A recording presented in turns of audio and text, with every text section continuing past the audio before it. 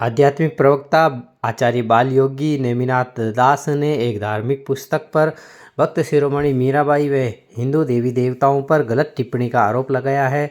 साथ ही मीरानगरी मेड़ता सिटी में उन्होंने प्रेस वार्ता करते हुए बताया कि इस पुस्तक के सेवा संस्थान के नाम व्यापारिक लाभ लेने, धर्मशास्त्र संतों में मीराबाई का अपमान करने सहित अनेक गंभीर आरोप लगाए हैं। उन्होंने अब मांग की है कि जो भी इनके संकलन करता है, पुस्तक के प्रकाशन मंडल, लेखक, संपादक, संकलनकर्ता पर कार्रवाई होनी चाहिए और इनके द्वारा यहाँ मीरानगरी मेड़ता सिटी 4 भुजा मंदिर में पहुंचकर मीराबाई के सामने नाक रगड़कर माफ़ी मांगनी चाहिए। उनके इस विचार को लेकर यहाँ जन समुदाय में भी आक्रोश व्याप्त हुआ है। उन्होंने भी विरोध करने के लिए आगामी रणनीति तैयार की है। संत ने कहा कि उनकी मांगें पूरी नहीं हो जाती तब तक वह अन्न ग्रहण नहीं करेंगे। लिखा हूँ एक पुस्तक उन्होंने ये जो छापी है जिसका नाम श्रीमद् भागवत सेवा महापुराण अमृतम उन्होंने रखा। सर्वप्रथम तो इसका नाम ही विवादास्पद है, ये नाम ही नहीं रखा जा सकता। जिस प्रकार एक कवि अपनी कृति का नाम रखता है, एक पिता अपने पुत्र का नाम रखता है, उसी प्रकार एक कवि के द्वारा अपने ग्रंथ का नाम रखा जाता है। उसे बदलने का किसी के पास भी कोई राइट, कोई अधिकार या उसके साथ छेड़छाड़ करने का किसी को भी कोई अधिकार नहीं होता।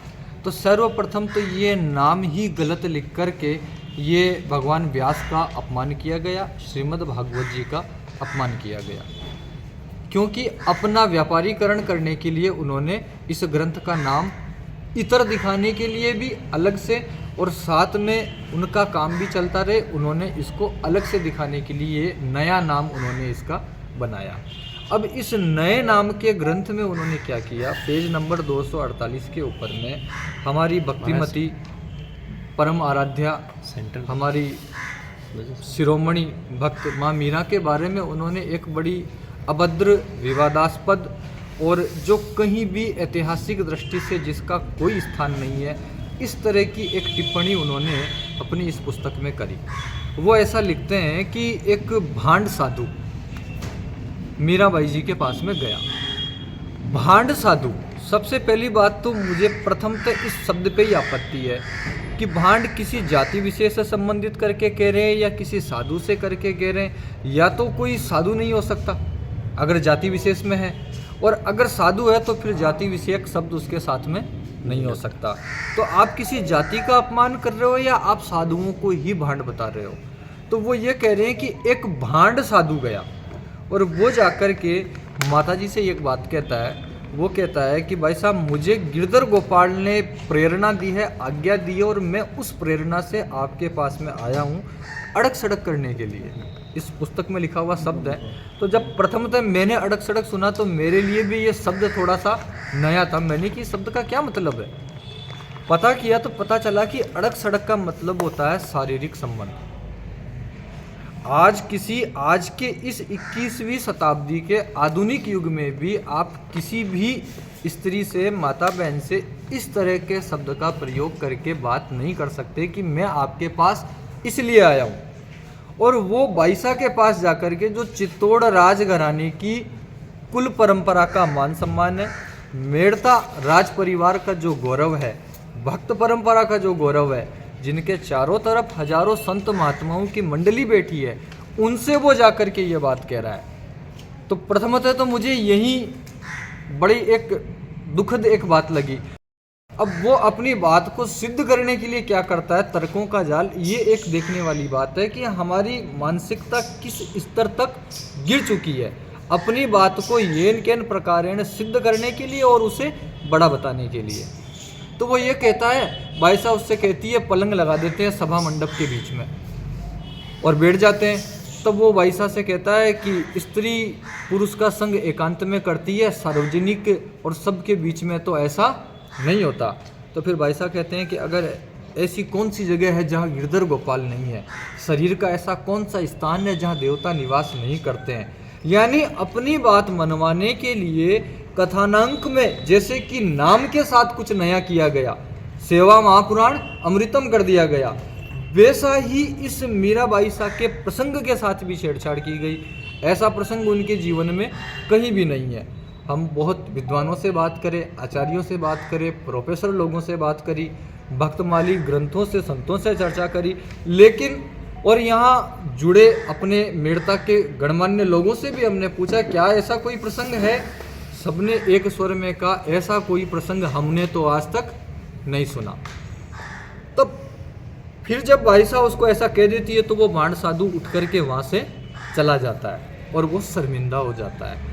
अब सोचने वाली बात यह है कि आप अपनी बात को मनमाने ढंग से सिद्ध करने के लिए जो भक्ति का इतना बड़ा आदर्श है, आप उनके साथ कोई भी कलंकित दृष्टांत बना करके आप उनको अपनी दुनिया की गंदी राजनीति का और अपने पद वैभव और मान सम्मान पद प्रतिष्ठा की राजनीति का हिस्सा बनाएंगे, जो वो कभी भी इस दलदल और कीचड़ का हिस्सा नहीं हो सकता। इस चीज़ को स्वीकार नहीं किया जा सकता। दूसरी एक और अभद्र टिप्पणी इसमें की गई पेज नंबर 59 में। वो उन्होंने लिखा साधु संतों के बारे में। पहले तो भांड संत बता ही दिया, एक जाकर के मीराबाई सा से मिल लिया। अब दूसरी तरफ वो एक बात कहते हैं कि 2 डाकू साथ रह सकते हैं, 2 राजनेता साथ रह सकते हैं, 17 राजनीतिक दल मिलकर के भारत में सरकार चला सकते हैं, तो ये अलग अलग संप्रदायों के संत मुनि एक साथ एक मंच पे क्यों नहीं आ सकते? अगर ये संत मुनि एक साथ एक मंच पे नहीं आ सकते तो इनसे बड़ा कोई आतंकवादी नहीं है। ये समाज की समरसता को, अखंडता को और एकता को भंग करने वाले हैं, ऐसा आरोप उन्होंने संतों पे लगाया है। अब मैं पूछना चाहता हूँ आप सबके माध्यम से, जब कभी भी संतों को एक साथ बुलाया गया, सनातन परंपरा के कौन से संत साथ नहीं आते? कौन सा अखाड़ा नहीं आता? मैं कितने संतों से इसके संदर्भ में मिला हूँ, सबने अपना आशीर्वाद हमें प्रदान किया है। निंदा करते हैं और महाकुंभ के अवसर पर जब ठीक समय महाकुंभ लगेगा, उस समय वहाँ जब धर्म संसद होगी, सम्मेलन होगा धर्म सम्मेलन अखाड़ा परिषद का, उस समय इस बात को जोर शोर से उठाया जाएगा और इस मनमुखी व्यक्ति का आचार्य महामंडलेश्वर का पद, जो इसने संतों के साथ छल और षड्यंत्र करके, संत बोले होते बात रखी, बोले महाराज मेरा सेवा का कार्य है, ऐसे ऐसे संत बातों में आ गए और उन्होंने आकर के इसका साथ दे दिया और इसने अपने धनबल और अपनी मीठी बातों और षड्यंत्र के बल पे जो कुछ किया है, संत इससे क्रोधित हैं। पूरे भारत के बड़े बड़े जो भी मनीषी हमारे कई हैं, उनसे मैं व्यक्तिगत रूप से मिला हूँ, सब ने अपनी अपनी बात हमसे कही है और उन्होंने कहा है कि हम इसका आचार्य महामंडलेश्वर पद वापस लेंगे और इसके ऊपर में इसको संत परिषद से, अखाड़ा परिषद से और संतों के नाम से इसे वंचित किया जाएगा कि किसी भी संत परंपरा का, रामानंद संप्रदाय का, अणी अखाड़े का इससे कोई भी संबंध नहीं रहेगा। इस तरह की बातें संतों ने हमसे कही। तो ये कह रहे हैं कि संत मुनि एक साथ नहीं आ सकते, तो कब कौन से संत नहीं आए और कौन से संतों ने आतंकवाद के जैसी बात करी, ये तो कैलाश जी बताएं या ग्रंथ को लिखने वाले बताएं, या वो इस चीज़ को स्पष्ट करें कि ऐसा कब और कैसे हुआ। बाकी हमारे देखते तो ऐसा कभी भी आज तक नहीं हुआ। पूरे सनातन के खट दर्शन की परंपरा, चाहे सन्यासी हो, चाहे उदासी हो, चाहे रामानंद हो, चाहे कबीर पंथ हो, चाहे राम सनई हो, वो सभी एक साथ एकजुट जब बुलाया जाता है, सब आते हैं, सबकी अपनी अपनी व्यक्तिगत परंपराएं हैं, पूजाएं हैं, सब उसका पालन और निर्वहन करते हैं और सभी एक दूसरे की परंपरा का, प्रतिष्ठा का, पूजा का और उसके आराध्य का समान रूप से, समान आदर पूर्वक उसका अभिवादन और सम्मान करते हैं। तो हमारे अंदर तो इतनी एकता है, तो फिर किस प्रकार से खतरा है, किस प्रकार से क्या है, ये एक घोर विडंबना की बात है।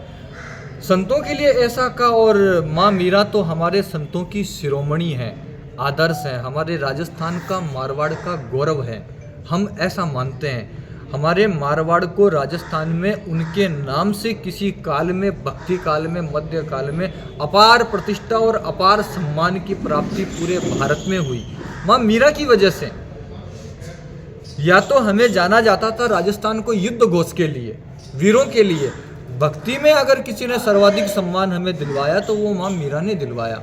वो सह शरीर भगवान में समाहित हो गई उनके लिए आप इस तरह की कोई व्यक्तिगत होकर के टिप्पणी करें जिसे बिल्कुल भी स्वीकार नहीं किया जाता। उद्देश्य के साथ हम यहाँ आप सबके बीच आए और हम आप सबसे क्या मांग है? अब आपकी क्या मांग रहेगी? सरकार से ये क्या मांग रहेगी?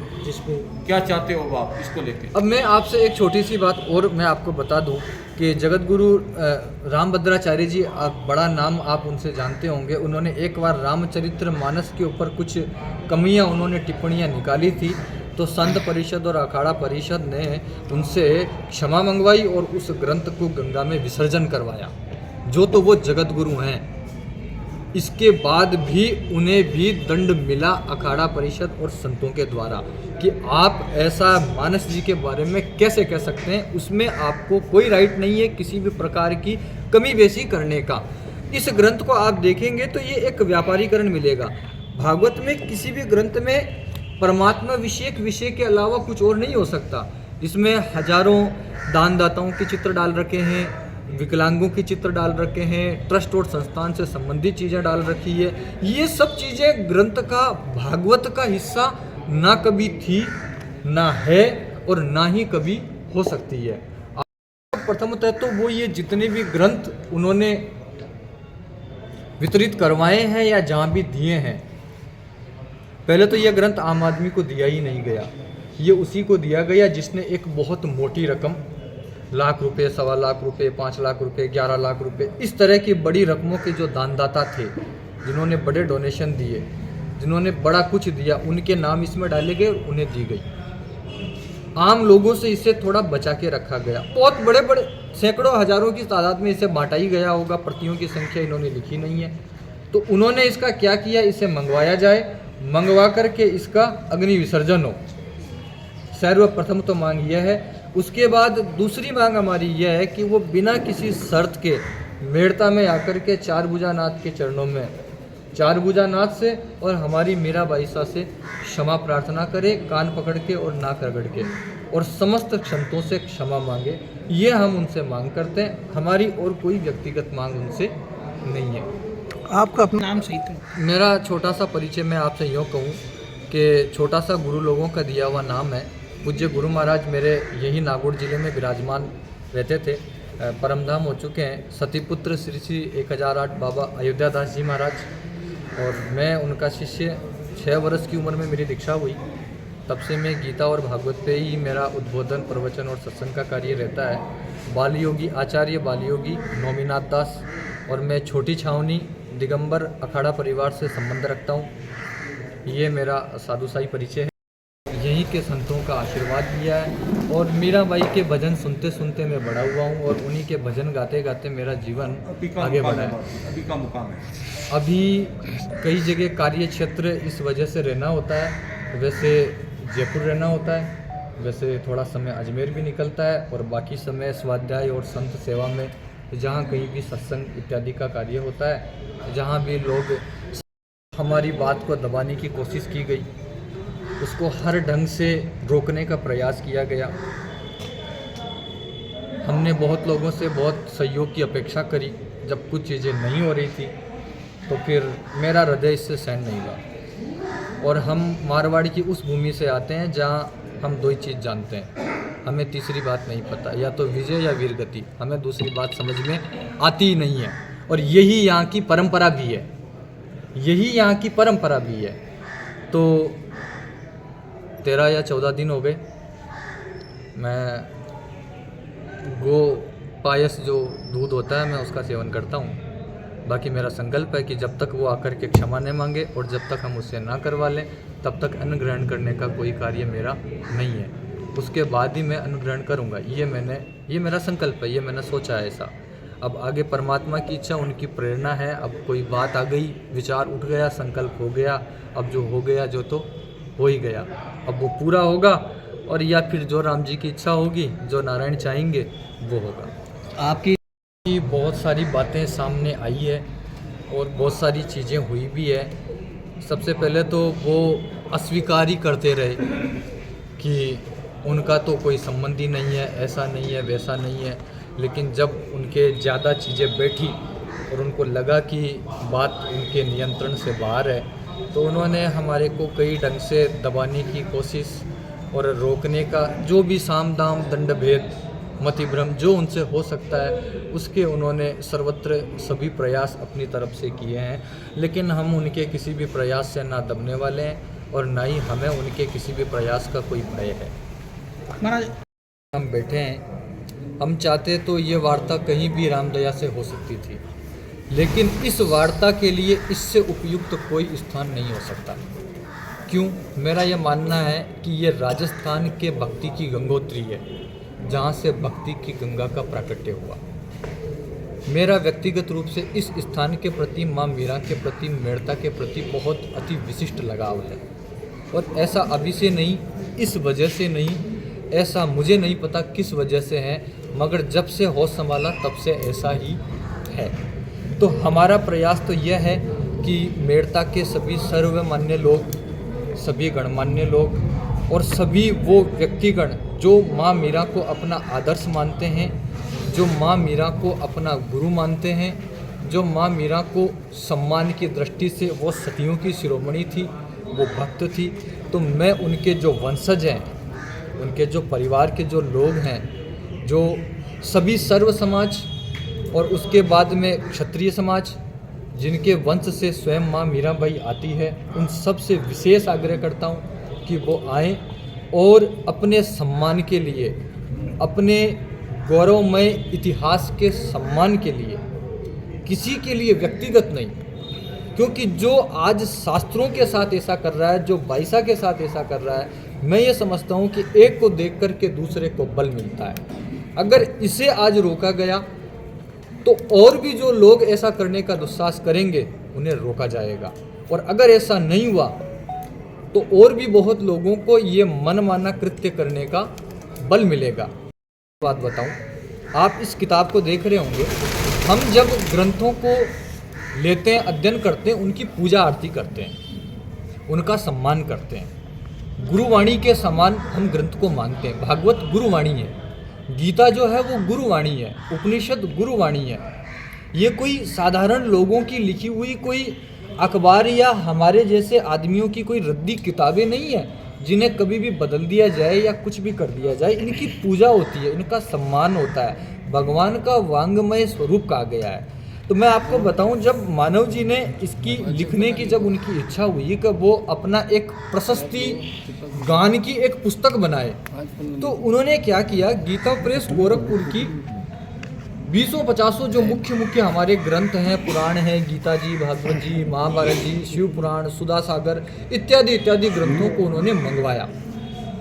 मंगवाने के बाद वो उन ग्रंथों को फाड़ते हैं, हम तो लिखते हैं, उतारते हैं, वो उन ग्रंथों को फाड़ते हैं और फाड़ करके उसकी वो एक फाइल बनाते हैं, और उस फाइल में एड प्रचार इत्यादि खुद के प्रशस्ति गान के हमारे पूर्वजों की खोल के दिखाओ ना। किताब खोल के मैं आपको दिखाऊं। अब जैसे कि ये एक